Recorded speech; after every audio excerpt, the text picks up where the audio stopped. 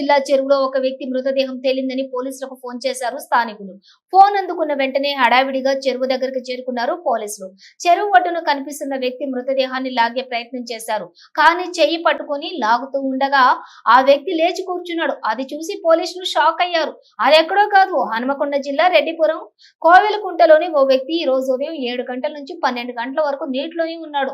అది గమనించిన స్థానికులు కేయూ పోలీసులకు 108 సిబ్బందికి సమాచారం ఇవ్వడంతో ఘటనా స్థలానికి చేరుకున్న 108 సిబ్బంది పోలీసులు ఆ వ్యక్తి మృతి చెంది ఉంటాడని బయటకు లాగి చూస్తే బ్రతికే ఉన్న వ్యక్తి. అతడు నెల్లూరు జిల్లా కావలికి చెందిన వ్యక్తిగా గుర్తింపు. 10 రోజుల నుండి గ్రానైట్ క్వారీలో 12 గంటల సేపు ఎండకి పనిచేసి తట్టుకోలేక నీటిలో సేదతీరడానికి వచ్చానని పోలీసులకు తెలిపాడు.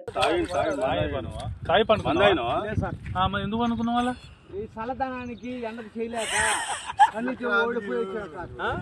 కన్నీకి పోయి ఓడిపోయి వచ్చిన గెలవలేక ఏం చేసావు? 10 రోజుల నుంచి గణేట్ చేత నాతో గట్టించి నా కష్టం దోచుకొని గణేట్ రాయి కట్టు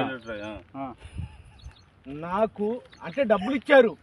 కానీ క్షమ పొద్దున 7 నుంచి సాయంత్రం 7 దాకా ఇవి చేస్తారు సార్. 12 గంటలు ఇబ్బంది అవుతుంది. నీకోసం 108 పోలీసు వాళ్ళు వచ్చిండు. నువ్వు చనిపోయినా అని కంప్లైంట్ చేస్తే పోలీసు వాళ్ళు వచ్చింది నీకోసం. ఏదో చేస్తావు పని నువ్వు? కాగిపట్ల సార్.